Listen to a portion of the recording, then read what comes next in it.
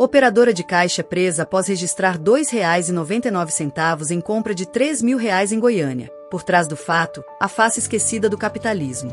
O ciclo que se repete, do feudalismo ao presente, quando a sobrevivência supera a regra. Olá, pessoal, tudo bem? Eu sou Virgínia.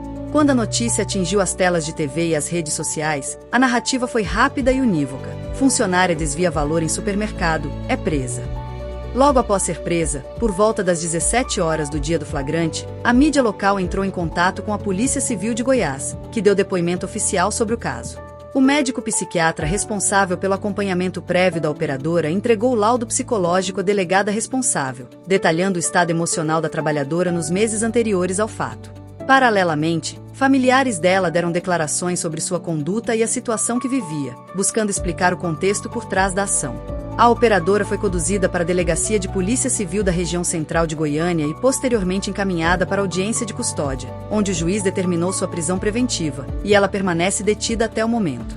A corporação informou aos veículos de comunicação que a abordagem ocorreu após a equipe de controle interno do supermercado identificar a irregularidade no sistema de ponto de venda e acionar as autoridades. A mídia local e nacional se concentrou nos aspectos policiais do caso, em alguns momentos chegando ao deboche da pessoa envolvida, mas deixou de lado a raiz profunda do problema que atravessa milhares de trabalhadores de redes de supermercados, farmácias e outros estabelecimentos de baixo nível hierárquico. Cada ponto da história revela uma camada de injustiça que vai além do fato isolado, remetendo a ciclos antigos que parecem não ter sido superados. Ponto 1. O lucro das empresas x o reconhecimento profissional. Ciclos que se repetem a lógica capitalista que impera hoje valoriza acima de tudo o aumento do lucro das empresas. Cada ponto percentual de crescimento nos balanços é celebrado como conquista em assembleias de acionistas e relatórios trimestrais, mas nenhum deles leva em conta o esforço dos que estão na linha de frente. A rede de supermercado onde a operadora trabalhava, por exemplo, divulgou um aumento de 12% no lucro líquido no último semestre, enquanto não realiza ajustes salariais há mais de 2 anos. Logo após ser presa, a Polícia Civil mencionou em depoimento que a empresa havia implementado medidas de controle rigorosas para proteger seus lucros, mas não abordou as condições de trabalho dos funcionários. O médico psiquiatra, Dr. Marco Silva, especialista em saúde mental do trabalho, afirmou no laudo entregue à delegada que a falta de reconhecimento profissional e a estagnação salarial contribuíram significativamente para o quadro de estresse crônico da paciente, que vinha relatando desde há 6 meses a sensação de não ser vista como pessoa, apenas como uma função dentro da empresa. Já a irmã da operadora, Ana Carolina, falou sobre a conduta dela no trabalho. Ela sempre foi dedicada, chegava cedo e ajudava os colegas. Mas, nos últimos meses, voltava para casa exausta, falando que os gestores só se preocupavam com as metas de caixa e nunca com os funcionários. Promoções são vistas por alguns gestores como obstáculos ao crescimento financeiro, enquanto o reconhecimento profissional aos funcionários de base é praticamente inexistente. Não há programas de capacitação continuada, nem planos de carreira estruturados para esses colaboradores. Eles são vistos como peças trocáveis, não como pessoas que desenvolvem habilidades ao longo dos anos, conhecem cada cliente por nome, sabem operar sistemas complexos de ponto de venda e gestão de estoque, e lidam com pressões constantes de metas de caixa e atendimento.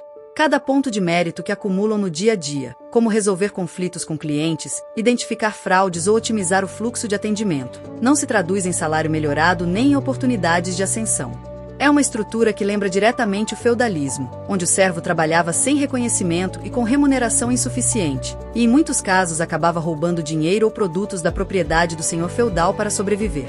Hoje, muitos funcionários se veem na mesma situação, tendo que lesar o cliente ou a empresa para garantir o lucro próprio que lhes é negado. Cada ponto de diferença entre o lucro da empresa e o que o trabalhador recebe alimenta essa dinâmica antiga e dolorosa. Com o tempo, essa falta de perspectiva e reconhecimento pode gerar distúrbios emocionais e, em casos mais graves, levar a ideias distorcidas da realidade. Diferente de paranoia ou delírios, são respostas emocionais intensas e distorcidas pelo estresse crônico, como a sensação de que o sistema está contra mim ou que não há outra forma de sair dessa situação. A mídia, ao reproduzir apenas o depoimento policial sobre as medidas de segurança da empresa, reforçou a visão de que o problema é a ação do funcionário, não a estrutura que o cerca. Ponto 2. Salários baixos e a luta pela sobrevivência. Do feudalismo ao capitalismo, esses funcionários, homens e mulheres que carregam consigo não apenas uma função, mas uma história de vida, respeito e comprometimento como pessoas completas, enfrentam salários baixos que não cobrem nem despesas básicas. A operadora detida recebia um salário bruto de R$ 1.450 mensais, valor que, após descontos, resultava em cerca de R$ 1.180.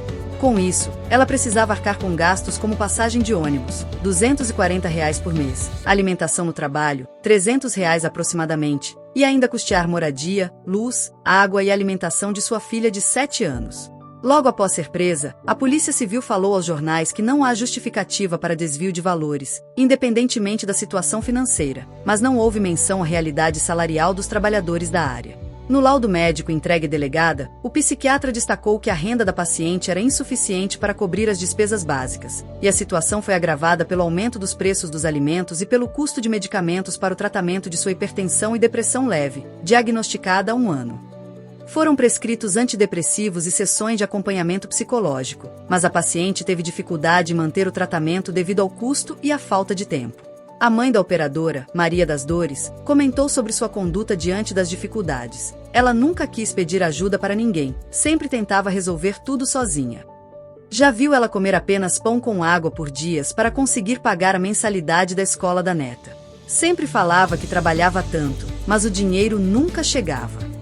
Cada ponto de aumento no preço do pão, do leite ou da passagem de ônibus afeta diretamente sua capacidade de se manter dignamente. Nos últimos 12 meses, o custo da cesta básica aumentou 8,5% na região de Goiânia, enquanto seus rendimentos permaneceram estáveis. Muitas vezes se ouve a afirmação de que a remuneração é suficiente para o sustento doméstico, mas a realidade mostra o contrário. Custo de vida em alta constante, despesas crescentes com saúde e educação, e renda estagnada formam um ciclo vicioso que não dá tréguas.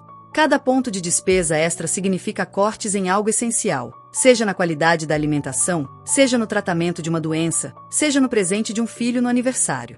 Essa pressão constante pode desencadear o que muitos profissionais de saúde mental chamam de distorções emocionais. Não são distúrbios psicóticos, mas construções mentais alteradas pela angústia, como a crença de que se eu conseguir um pouco mais de dinheiro, todos os meus problemas desaparecerão ou que a empresa não vai sentir falta desse valor, pois tem muito dinheiro. Assim como o servo feudal que não tinha o que colocar na mesa de sua família e recorria ao desvio para sobreviver, hoje esses trabalhadores veem na ação de lesar o cliente ou a empresa uma forma de garantir o mínimo para seu lar. Cada ponto de necessidade não atendida é um convite silencioso a essa escolha desesperada, ampliada por distorções emocionais que dificultam enxergar alternativas legais. Ponto 3. A mídia e o silêncio sobre distribuição de renda. O culpado é sempre o trabalhador. A distribuição de renda para essa classe de trabalhadores é um tema quase nunca debatido publicamente. Enquanto as empresas acumulam lucros bilionários, a holding dona da rede de supermercado possui um patrimônio líquido de mais de 5 bilhões de reais. Os funcionários são tratados como meros servos em uma estrutura que lembra o feudalismo. Logo após ser presa, a mídia entrou em contato com a delegada responsável pelo caso, que deu depoimento detalhando o processo de investigação. A operadora manipulou o sistema de caixa, registrando um valor inferior ao total da compra de um cliente, que não tinha conhecimento da irregularidade. Os recursos foram desviados para sua conta pessoal. O médico psiquiatra comunicou à delegada que a cobertura midiática que foca apenas no aspecto ilícito da ação pode agravar o sofrimento emocional da paciente e reforçar o estigma sobre trabalhadores de baixa renda. É importante que a sociedade entenda que esses casos são sintomas de uma crise maior de justiça social, mas essa informação não foi repassada aos veículos de comunicação. O marido da operadora, João da Silva, falou sobre como a mídia tratou o caso. Eles mostraram sua foto, falaram que ela é ladra, mas não disseram nada sobre como ela lutava todos os dias para manter a família. Nem mencionaram que ela estava se tratando com um psiquiatra por causa do estresse do trabalho. Os veículos de comunicação reproduziram o relato policial em primeira página e em blocos de noticiários, mas nenhum deles questionou sobre as condições que levaram à ação. Muitos acabam doentes por causa do ritmo de trabalho intenso, exaustos após jornadas que chegam a 10 horas diárias, e sem força para continuar após alguns anos na função. Dados de uma pesquisa recente mostram que 62% dos operadores de caixa em grandes redes deixam o cargo em menos de 2 anos por motivos relacionados à saúde ou insatisfação financeira. Cada ponto de cobertura midiática que se limita ao aspecto policial do caso reforça a visão de que o trabalhador é o único culpado. Noticiários mostraram imagens da prisão, repetiram o valor desviado e destacaram a ação policial, mas não mencionaram uma vez as condições de trabalho ou a realidade salarial da funcionária. Em alguns casos, apresentadores e repórteres chegam a fazer piadas ou julgamentos rápidos, sem entender que estão lidando com seres humanos que lutam por cada centavo e que podem estar passando por distúrbios emocionais decorrentes da situação de vulnerabilidade. O servo feudal também era rotulado como ladrão quando buscava sobreviver, enquanto o senhor acumulava riquezas com seu trabalho. Cada ponto de desrespeito na forma como a mídia trata esses casos aprofunda a desigualdade e impede que a sociedade reflita sobre o que precisa mudar. Até o momento, nenhum veículo de comunicação local ou nacional procurou ouvir familiares da operadora ou representantes de entidades de classe para entender a realidade por trás do fato, nem consultou psicólogos ou psiquiatras para explicar como a precariedade pode levar a ideias distorcidas e decisões equivocadas, reforçando o estigma de que esses trabalhadores são pessoas más, em vez de pessoas em situação de extrema dificuldade. Ponto 4. Os impactos psicológicos e a distorção de valores. A desesperação como caminho essa realidade gera, em muitos casos, distúrbios emocionais intensos e distorções de percepção. É importante diferenciar esses quadros de paranoia ou delírios psicóticos, pois são respostas psicológicas adaptativas, ainda que prejudiciais, a um ambiente de constante estresse e injustiça. A operadora detida, conforme relatos de familiares e o laudo médico apresentado ao juiz no processo, vinha apresentando sinais de sofrimento emocional há meses. Dificuldade para dormir, crises de choro incontroláveis, sensação de desamparo, ao longo do tempo, ideias distorcidas sobre como resolver seus problemas financeiros. O médico psiquiatra detalhou no laudo entregue à delegada que a paciente apresentava um quadro de transtorno de ansiedade generalizada e sintomas de depressão maior, agravados pela insegurança financeira e pela pressão no trabalho.